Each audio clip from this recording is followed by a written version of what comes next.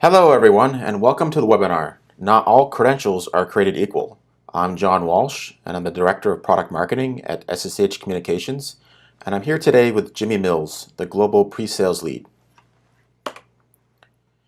Today we're going to talk about breaches and how breaches start and how breaches spread throughout your environment, and about the different credentials that allow that to happen and how to manage each of those credentials and the risks of not managing a key credential called SSH, and how to fix your SSH key problem so you can stop these breaches from spreading and you can prevent the catastrophic data loss that occurs once these breaches spread throughout your environment.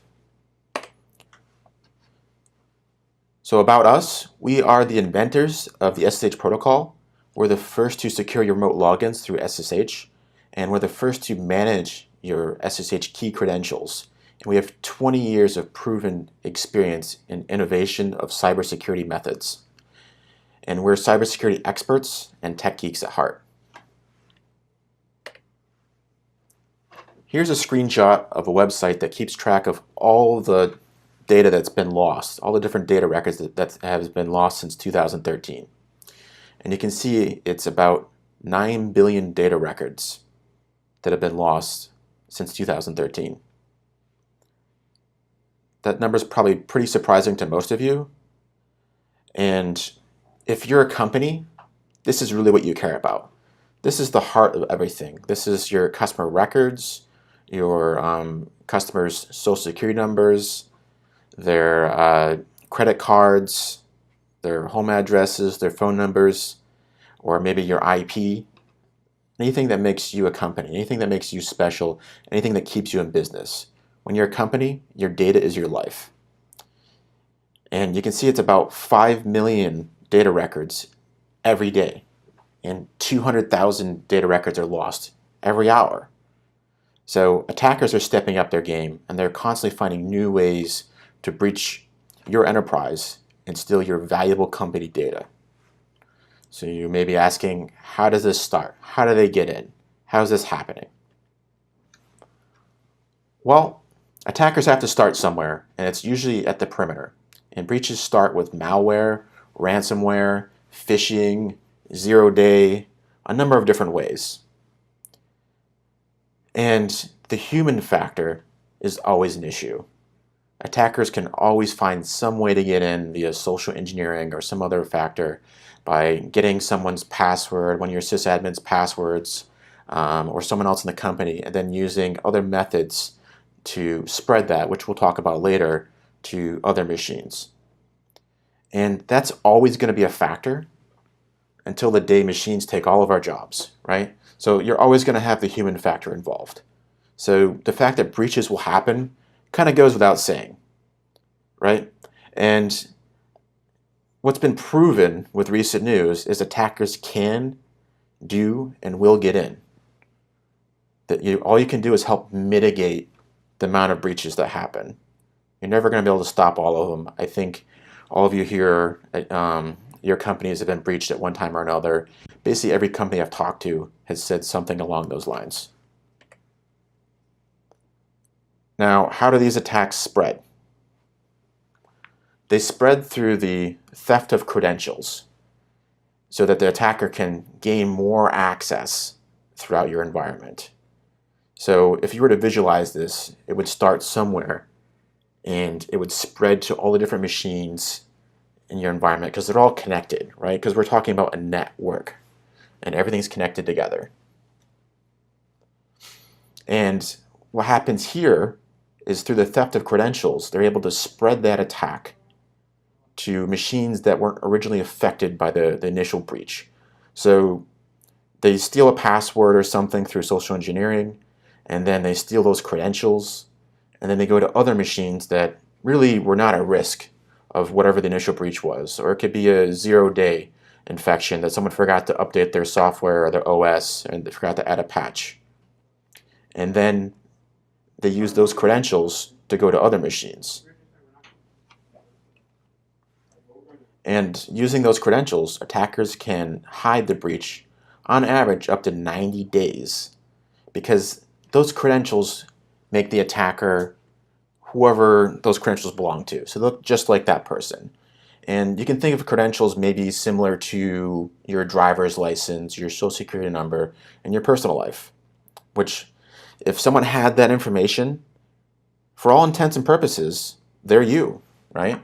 And that's what credentials are. So they look like one of your employees, one of your system applications, and it's very difficult to find out, is that person been compromised, right? That's where the issue comes in. We'll talk more about that later. And using those credentials, they can also encrypt the data they're sending in and out of your network or around your different machines in the network. And they can hide it from your security mechanisms that are supposed to keep you safe. They're supposed to monitor the network traffic and see what's being sent in and out of your network and making sure that someone's not stealing valuable source code or company records of some sort that, like we mentioned before, makes you a company, keeps you in business. So they encrypt that data and then they move it out of the network, and your your data loss prevention system has no idea what is being sent out of the network. And this turns what was a relatively small problem or small breach that was maybe one machine that was compromised into one of the large headline-grabbing breaches that we've seen in the news that affects your company for years to come, that causes shareholder loss. It could be billions in some cases if you look at Equifax, or it causes customers to lose trust in you because you have not been a good steward of their precious information, their credit cards, their social security numbers, or their street addresses, or their phone numbers. So at this point, I'd like to hand it off to Jimmy Mills to show us an example of how a breach can spread. Yeah, so for those not familiar with transitive trust, basically what that really means is you're using a key on one machine for one account uh, to basically hop to another server for another account, and from there you could turn around and find another key, which could then give you access to another account on another machine. So you're basically just using these keys to hop and traverse through the environment. So you could be doing it to maybe infiltrate data out of the environment. You could be doing it to maybe start off with a test host, and we've seen this where you can go in and you can get access to a test server, which in turn has access to another machine, and eventually get to maybe a production server, and then if you have enough hops and you find enough keys, next thing you know, you're inside the PCI environment. And trust me, this has actually happened in real world customer environments where they've had pen tests and red teams coming in and being able to do this with SSH keys. To showcase this, I'm logged in as root on host 1. I'm just going to log into host 2. So right now I'm already using a root key to gain access to another root account on another machine. So simple enough. This key was probably put in place for a monitoring tool for maybe automated transfers for something. There could be a very good reason for that key pair to be out there. But now I've basically been able to use this key pair to gain access to root uh, through an interactive shell, and now I can turn around and say, all right, so show me other accounts that are on this server. Hey, there's WebSphere, there's Oracle. Hey, Oracle sounds interesting. Let's go ahead and SU to the Oracle account because I'm root, so I can SU to pretty much anybody at this point. Now I'm going to turn around and say there's another SSH directory. Hey, there's a ID RSA, so another private key. And of course, I happen to know where this key is given access to, but if the end user did not, they could turn around and they'd probably write a simple script just like if file or whatever, probably all the host names, all the accounts, whatever it is that you're trying to connect to. So I could basically, push that through, but in this case, I already know where the other host is. I'm going to just do SSH to host 3. There we go. Now I've taken one hop into a server as root, and then in turn found another private key on that server, which is giving me access to a third machine. So that right there is a very simplistic showing of how a transitive trust could work. Thank you, Jimmy. So now I want to talk about one very important and often overlooked credential, and that is SSH keys. Typically, SSH keys are thought of as an encryption protocol or a way to encrypt your data. That's true, but also using these SSH keys, you can connect to other machines within a company environment. Now, you personally might not be using these SSH keys. It's probably someone more technical, your sysadmin, or someone in your company. But rest assured, they are being used. They're used almost everywhere, and for a number of reasons. The protocol itself is safe, but you have to take care of the credentials that come with that security mechanism, just like anything else. So say if someone had your car keys, your car's not compromised, but you have to keep control of your keys so they can't steal your car.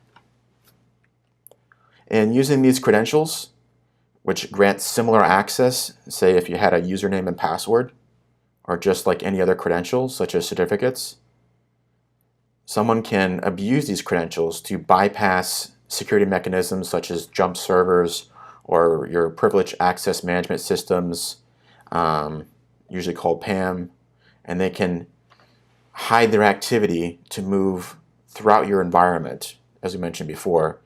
And this can also create a persistent backdoor around security systems or into your network or around the security mechanisms in your network. And they can also provide root access, which is the highest level of privileged access to applications and databases. And there's some environments where it could take only a handful of keys, say 5 keys or 200 keys, somewhere in that range, to grant access to everything in your environment. So it can only take like 5 to 200 unique keys to gain access to everything for an attacker. So here's some examples or some other ways that stolen SSH keys have been used. So you may have heard of the WannaCry ransomware, right? But you probably aren't aware that for what it was intended to do, it wasn't very successful, because it was reported that the attackers only received about $100,000 in ransomware. And this has led some people to believe that maybe this was all just some kind of smokescreen. And there has been evidence from the CISO at IDT that after the fact, WannaCry was being used to steal credentials. And it was using those credentials to stealthily move throughout their environment. And what made things even more interesting is that a lot of this activity occurred when most employees at IDT were not even in the office. So they feel like it was on purpose. And they said the attack was timed at such a time that occurred during the Sabbath. And because of 40% of the employees observed the Sabbath and they were not at work at the time, that's when the attack occurred. So they were hoping that very few people would notice this. And they were right, because for a long time, like, no one noticed this. And the attack went unnoticed for a while.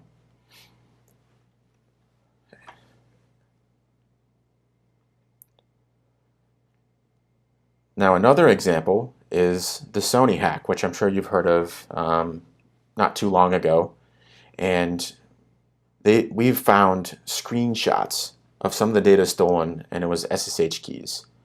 And using these keys, any attacker could spread that attack to other machines in the environment, and obviously in this case, it looks like they did, because that became one of those headline-grabbing breaches we talked about. And just like any breach, it probably started very small to a limited set of machines, but then it spread, and they gained access to everything. And also there was recent news from WikiLeaks from the Vault 7 hack, and they had details on 2 different tools that were designed by the CIA for the specific purpose to steal SSH keys. Now, this isn't about one agency from one country or another.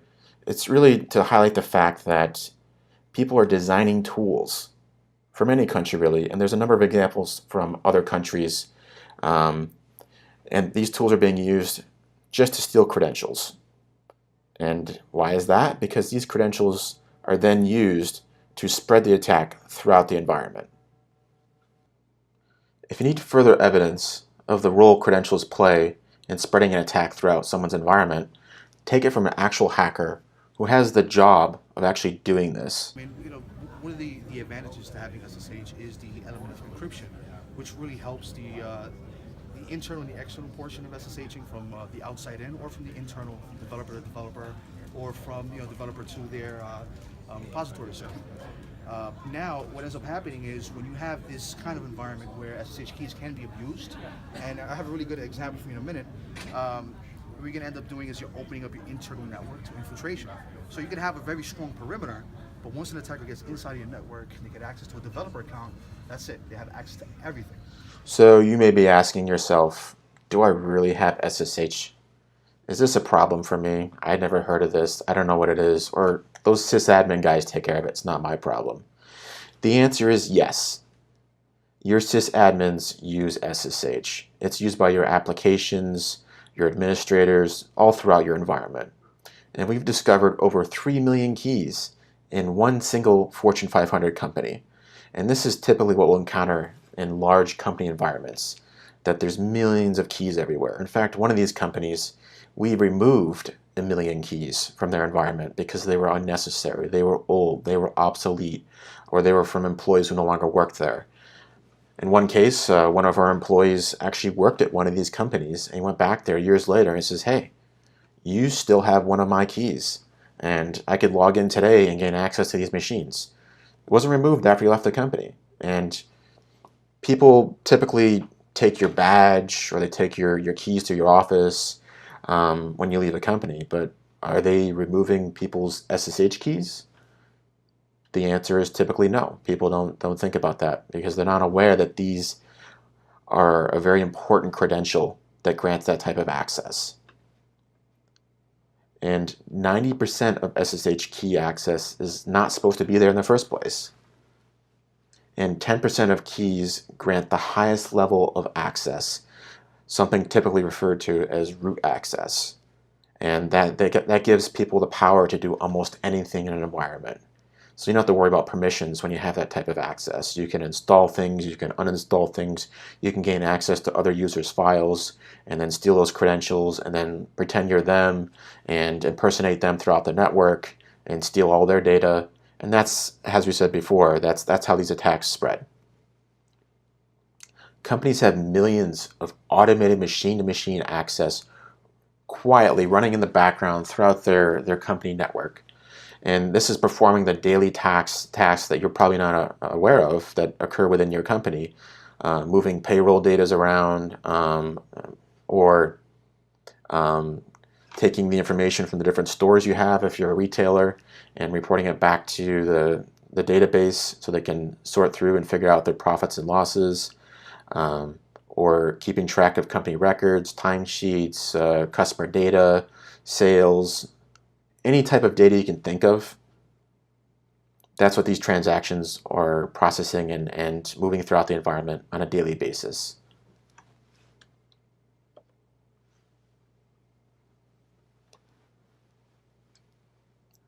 Now, do you know who has SSH access to your data? This is a real map. As we mentioned before, if you map this out and figured out who had access to what within your company network using SSH, this is what it would look like. And this is an actual situation where we did this for a customer. And you can see here, it looks like just a solid black ball, but that's not the case. There are a bunch of lines here connecting each of the machines within a company's network to each other. And you can see here that it's a tangled mess. And if someone gained access to one of these machines, they could gain access to everything in the environment. Now, I like to use this comparison or analogy that maybe is more familiar to people. Think of it as a messy server room in this case, where you have all the different wires connecting different machines, and you don't know what connects what or how it connects, or if that's supposed to be there, or if I pull that out, are things going to stop working? And maybe you have this situation at home for your entertainment center, right, behind your TV. You're not really sure which of those plugs, if you pull out, is going to have everything stop working. Now, it could only take a handful of SSH keys to grant access to all these machines in someone's network. And that's through what we call transitive trust. And that's how someone's able to move throughout an environment using SSH key access by stealing credentials from one machine and then moving to those machines that had SSH access and then stealing the credentials on those machines as well until they have access to all those machines.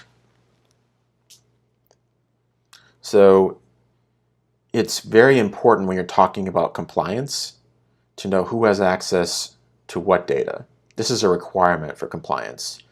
Compliance methods such as SOX, PCI, or GDPR. And if your company network looks like this on the left, then how can you tell who has access to the data? It's fairly difficult.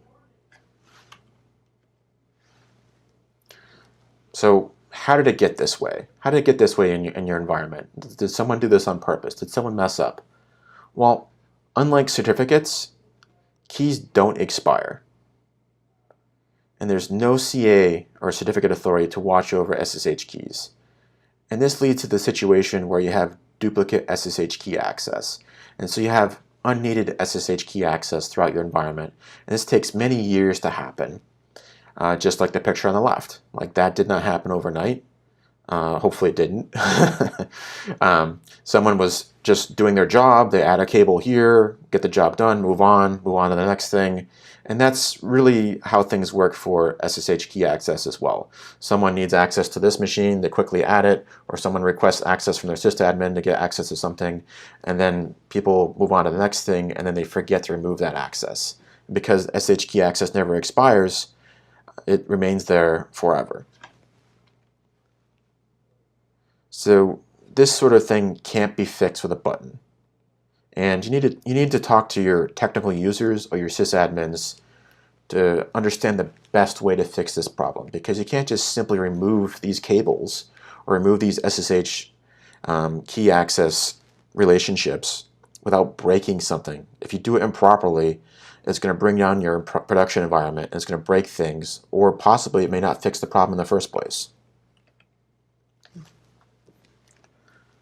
So we've talked quite a bit about credentials, but what makes each credential different? And what are the main concerns with each credential? What do people think about when they're thinking about how to manage or take care of that credential? They all grant access, but they do it in very different ways. And the way you handle and manage that access is very different from credential to credential. So here's a deeper dive into credentials. And when we're talking about credentials, usually we're talking about certificates, passwords, and yes, SSH keys. A very important but often overlooked credential.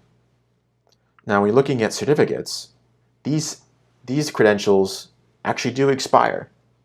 And the fact they expire, believe it or not, is a problem for certificates, because typically what happens is that they expire when people maybe are not aware they're expiring, and that causes things to stop working all of a sudden within a company. Systems go down, or they no longer have access to important data, and it brings business to a halt, which ends up costing a business money. So it's good they expire for security reasons, but it's bad they expire for business continuity. So you just need to manage that and make sure you know when they're expiring so you can renew them in a timely fashion. That's all. And these certificates are controlled by something called a certificate authority, or CA for short. And that tells people when something's been revoked, or what type of certificates are there. And it's easy to trace the owner of that certificate. You know exactly who it belongs to because it's right there in the certificate. And certificates are usually associated with Windows applications. So when people think of certificates, they usually think of Windows. It doesn't mean that's the only situation, but typically that's what people think of. And we're talking about passwords. Passwords are very different as well. People write down passwords on a piece of paper. I'm sure we've all done it. And people share them with other people. Like, here's my Netflix password, or whatever it is. And passwords can also be something called brute forced, where someone just keeps typing in a different password to see which one works. And some applications have mechanisms in place to prevent that, only give you 3 tries, and that's the reason. And a breach for a password typically is limited to just the systems that have the same username and password. And hopefully that's just one system if you're doing things correctly. Now, when you're talking about SSH keys, very different problems, very different ways you manage them, and very different things to think about. Now, on the opposite side of things, SSH keys never expire, which is great for business continuity, but it's not good for security, as we mentioned before. So certificates expire for security reasons, but the fact that SSH keys never expire is not very good for security reasons. So you need to make sure that you take them away when they're no longer needed, because they don't expire on their own, and you have to be aware of that.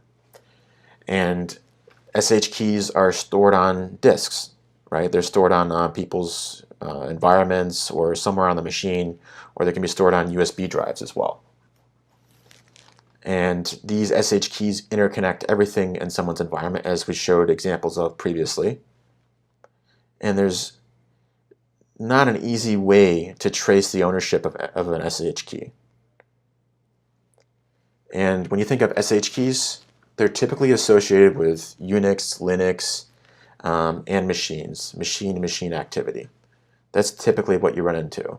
Now, it doesn't mean that that's always the case, but they're really the heart or the backbone of an enterprise. And as we mentioned before, they kind of quietly run in the background, and they grant access from machine to machine, or applications, or your enterprise servers within your company. And what makes them important, because it has a lot of your valuable company data on those machines. So what's the best way to manage each of these credentials? Because we've already established that they're different. So it would stand to reason you need different strategies to manage and take care of each of these credentials. So the best way to manage passwords is to enforce expiration dates. And usually that's done with the different applications that have the password access themselves. Or you can have some sort of security mechanism in place to do that. And also, compliance guidelines such as NIST had mandated to make them as complex and long as possible. And then they had later reversed that, which we won't go into now. But there's been a lot of confusion with that when it comes to compliance and the best way to secure them in that regard. And another common way to manage passwords, or to make them more secure, has been to use multi-factor authentication, MFA. And you probably have encountered that in your daily life, just maybe accessing your Yahoo Fantasy League or something like that. When you log in, you get a message from your phone saying, is this really you? Do you want to grant access? Or some other application you used where it gives you back a number to type in. And that's another way of authentication, and that's what they call multi-factor authentication. Or on the enterprise level, what people have been doing at large companies is storing these passwords in something called a digital vault. And this digital vault is usually associated with something called Privileged Access Management System, or PAM for short. And the way you work with this is you check the passwords in and out of the vault as needed. And hopefully the vault is rotating those passwords and making sure they're fresh so people can't compromise them.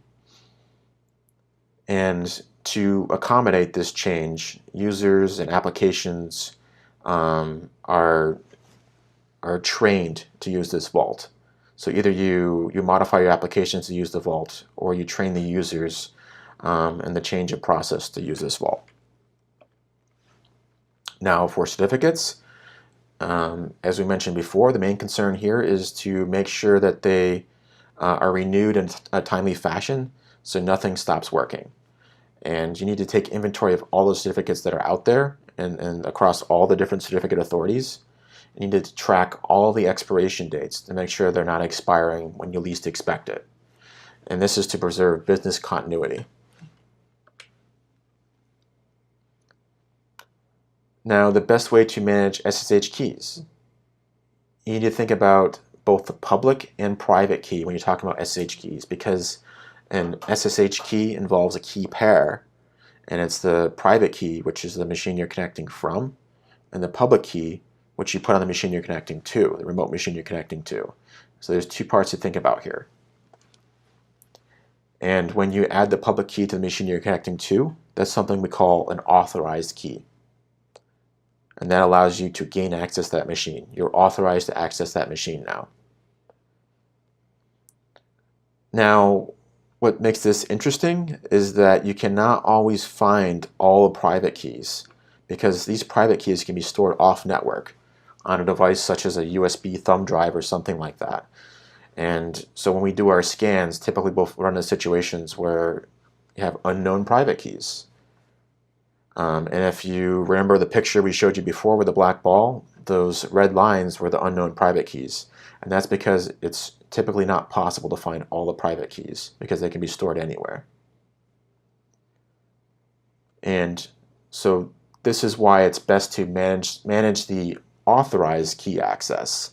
And as I mentioned before, that's the public keys that are deployed on a remote system and have been authorized to access that machine from the private key. So using this method, we don't have to worry about finding all those private keys, because what we care about is where can that private key connect to? That's what we need to control. And if you have a private key that can't connect anywhere, can't be authorized anywhere, essentially it's useless. So it's not really worth finding in the first place.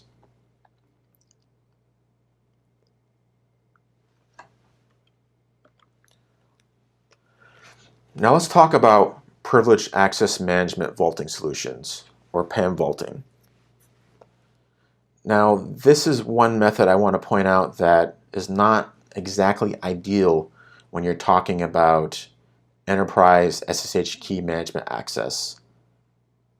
And the reason that is because that relies on vaulting all of the private keys, as I mentioned before, and those can't always be found. And we've had this actually happen in customer situations where they looked at such a solution and the technical team recommended not to go with that type of solution because it could be easily bypassed.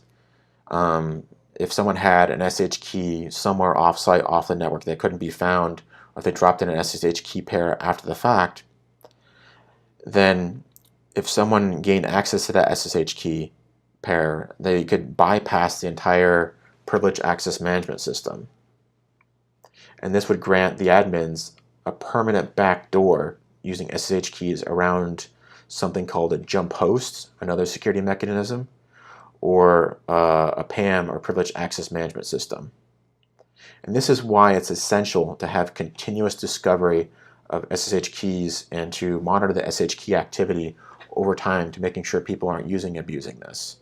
At a customer site, we literally had people say that they wanted to bypass this PAM system for the express reason that it was making it difficult for them to do their jobs. And they said they'll just drop an SSH key pair to go around it. Well, the joke's on them, because now they're deploying a system that's going to continuously monitor that access and making sure that's not being done. And to go along with that, vaulting private keys creates a central point of failure.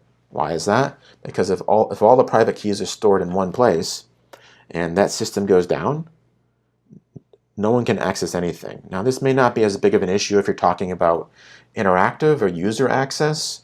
They just have to wait to access it later. But if it's one of these critical machine-to-machine transactions we've been talking about that makes your enterprise run, this is catastrophic.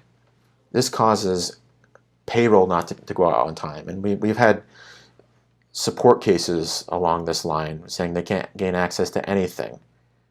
And this will cost you money. And this is something you want to make sure it doesn't happen. So this is why this sort of solution is not ideal for SSH keys. So I'd like to hand it off to Jimmy Mills to show an example of someone dropping in an SSH key pair and bypassing a jump host or a PAM system. Yeah, thanks, John. So to kind of explain jump hosts, if you're not overly familiar with them, they can vary in different environments. So as an example here, I've created a Linux server. I've just simply named it Jump to kind of showcase what it is. So really, a jump host is really that landing spot for a user to come into an environment. So the most common scenario is the reason why I call it a jump host is they're usually going from their workstation to the jump host, then from the jump host to the internal environment. So that could be a Windows server, it could be a Linux server, it could be some form of application. So there's various ways to install and configure these. In this case, since I have the Linux server, the jump host, I'm basically allowing my user to log in directly with their credentials. You can see that they're currently logged in now. And from here, it's very common that you would have some form of privilege elevation for that user. So they could either hop from this server as their account into the environment, maybe into a shared account, or maybe into their account again as well. In this scenario, I've set it up to where this user would come in, they would sudo to root. So they have the privilege elevation to do that directly from the jump host. You could use other tools such as Power Broker or DZDo. I mean, there's a wide variety of them out there that could do this privilege elevation as well. I already have the keys set up for this root user on this jump host. So once they SU into this, they can now start using a key from the jump host to connect to the other servers with the environment. I only have about 4 servers they can connect to right now, but in a common environment, this could be thousands of servers. So the real idea is once they use a privilege elevation or whatever it is, once they get in this jump host, they're probably doing some form of auditing. So there's some form of accountability that it is this user that logged in, that SU'd, that connected to this host, that performed these actions. So there's probably something there that is monitoring this activity.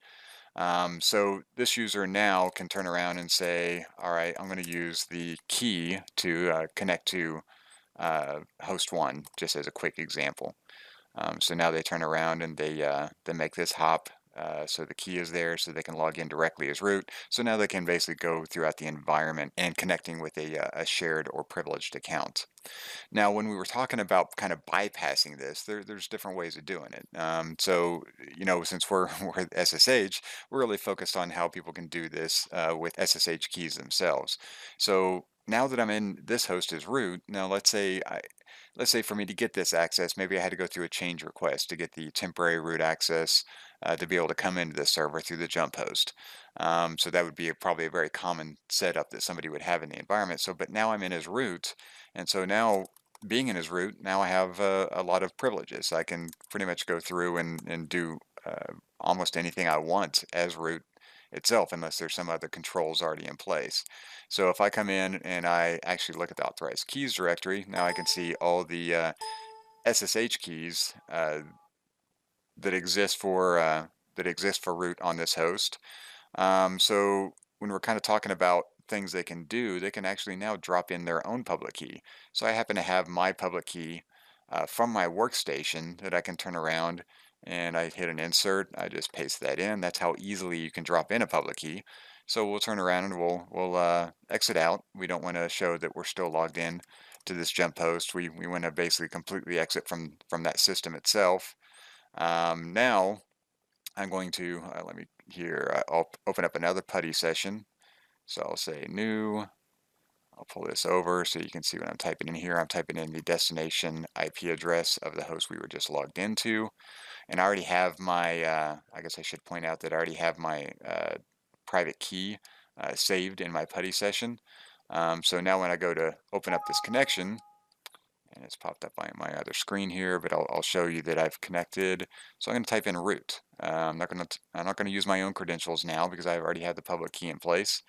I'll type in root and get prompted for a passphrase, which there we go. This is my own private key. I have a passphrase defined for it. We'll turn around. Now, lo and behold, we're logged directly in as root. So I've completely bypassed probably whatever auditing or controls they have in place from the jump host over here. Now, that's one methodology of basically bypassing the jump host. Well, let's say I've logged into the jump host itself, so I've done that initial hop, and I'm in as my account. One other way to bypass this jump host. So, for example, let's say the jump host doesn't start auditing the activity until you sudo to root.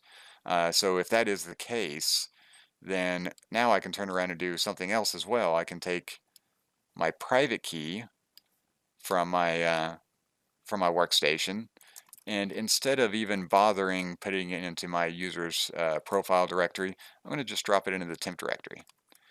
Now we're going to go ahead and set the correct permissions for that private key.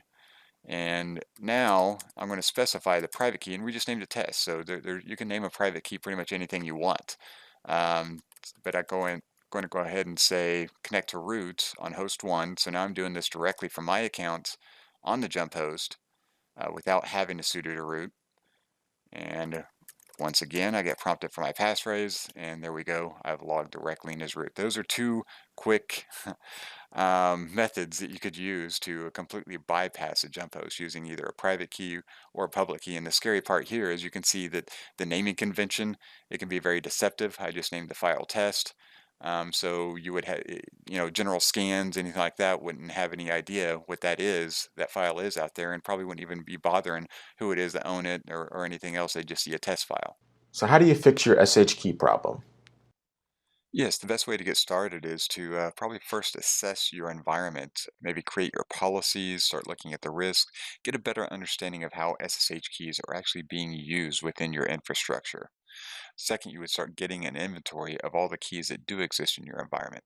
So you'd be looking for the private keys, the authorized keys, and then understanding the corresponding trust relationships between those. Then the third step would be to continue monitoring. Once you've started discovering your environment, you're going to continue to scan to see what changes are happening.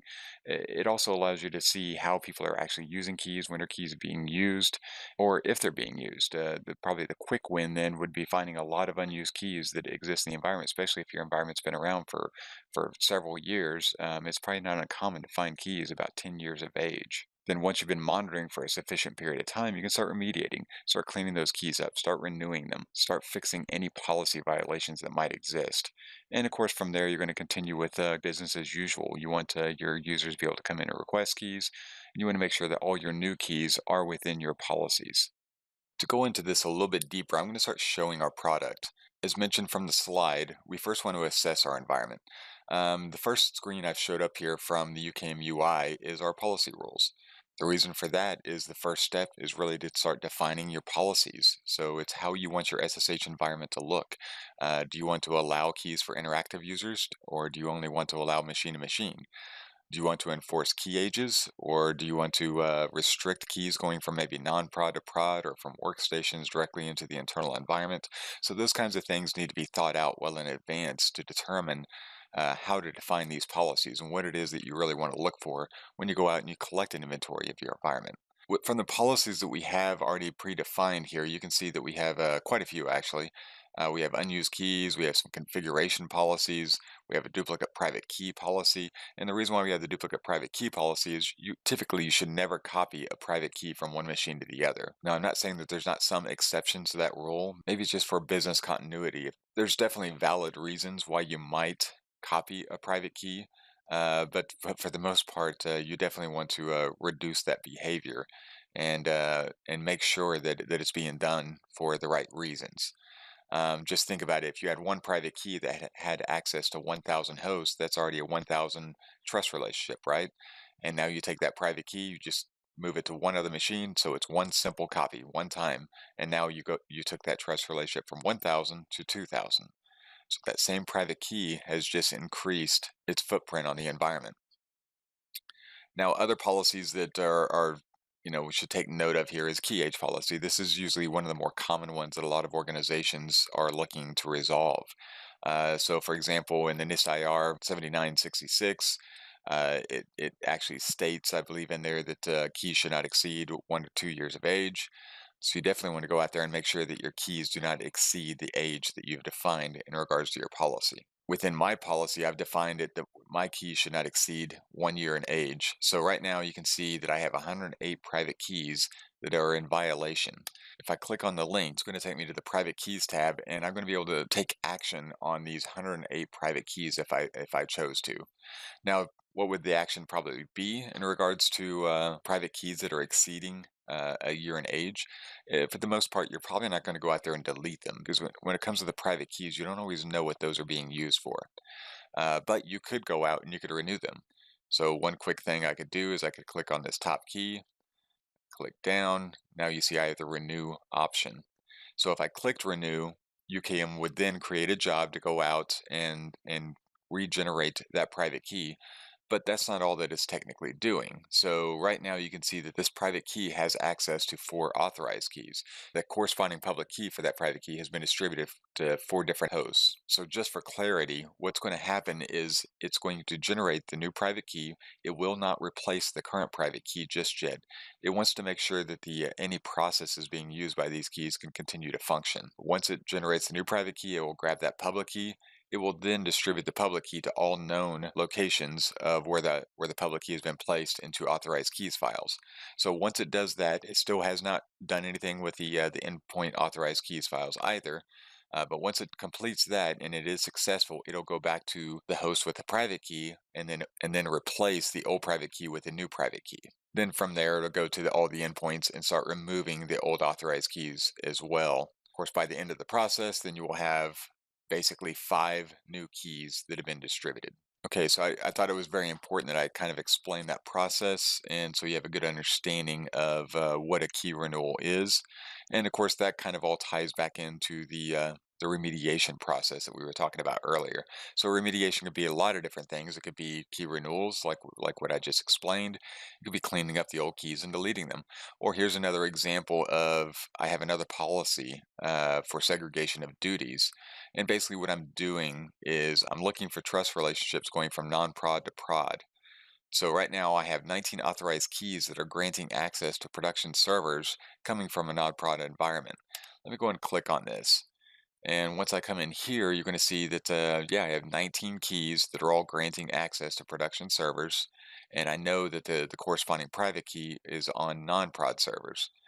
Looking at quickly, I can see that a lot of these keys are fairly old. I see some of the keys don't even meet our policy in regards to our algorithm. With the policy I've defined is I want to restrict the keys to RSA and 2048 as a minimum. And so I can see, so there's definitely some policy violations out here. And I guess I should point out over here as well is you're seeing this red icon, this kind of a governance looking icon. So you can see the policy violation score is 28. That's actually pretty high. And how it kind of calculates that score is really depending on how you define your policies. With my policies, as an example, if I deemed key age as critical, then it's going to give that policy a higher number. And the same thing with unused keys. It wouldn't matter. Even if I just gave it a priority of warning, it would still pop up here.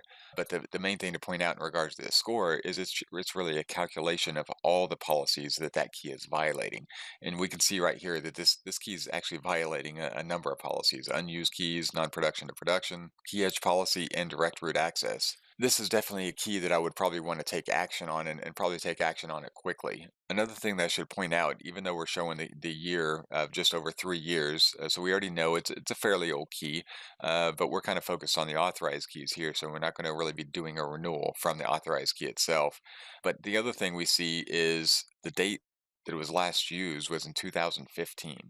So that's already been 2 years. Odds are, if an SSH key has not been used for a certain period of time, you could probably deem that key is unused and be able to remove it. And for us, we typically recommend monitoring the keys for about 3 months before making those decisions, because ultimately, for most automated processes, at least what those keys are typically being used for, or even interactive usage, has not been used for over 3 months, it's probably a safe bet that you could start cleaning those keys up. And to do that is very simple. You could come over here and you can click on it. You can say remove. The one thing to point out as well is if you did remove this key and they found out, oh wait, this key is being used by a process, but it only runs once every 6 months or only runs once every year, whatever the scenario is, you could still go back and you can restore that key. Will keep a record of that key itself, and it will give you the option to go back and select that key and restore it if deemed that it's still needed. So that's kind of just a quick showing of some of the functionalities with UKM itself. I'm not going to dig into all the details of all the capabilities of the product, but at least gives you an idea of how to use UKM to govern your environment by defining your policies and monitoring your environment for a certain period of time. And then it turns around and gives you the same tools to be able to go out and remediate your environment and even to continue to manage your environment moving forward. Even if your environment is fully remediated, then UKM could be utilized for new access requests, for provisioning, and then you still have all the policies, all the governance in place to make sure that those end users and those admins are following the correct policies and keeping your SSH key environment clean. Back to you, John. So with that said, I think we've established you can't fix this sort of issue with a button. It takes a process. And the reason for that is because if you just start yanking out things without fully understanding what connects to where, then you could break your production environment, or you could possibly not fix the issue that you set out to fix in the first place. This is why it takes a process. This is why you have to discover what's out there. And this is why you have to monitor activity over time to make sure you're not breaking things in the process. And this could lead to situations where if someone purchased a solution that didn't fully do these steps as required, they may simply not implement it in the first place. And we've been seeing this in the field, where a solution was purchased or given away as an add-on on the business side of things, but then when the technical user got a hold of it, they says this isn't gonna work, and I don't want to be responsible for breaking the production environment, so they don't implement it in the first place, and that's simply just not fixing the problem. And that's why it takes a process and not a button to fix this complicated, tangled mess that took years to happen. You didn't get into this situation with a button, and you can't get out of this situation with a button. All right, thank you everyone for attending the webinar. And at this point, I'd like to open up for questions.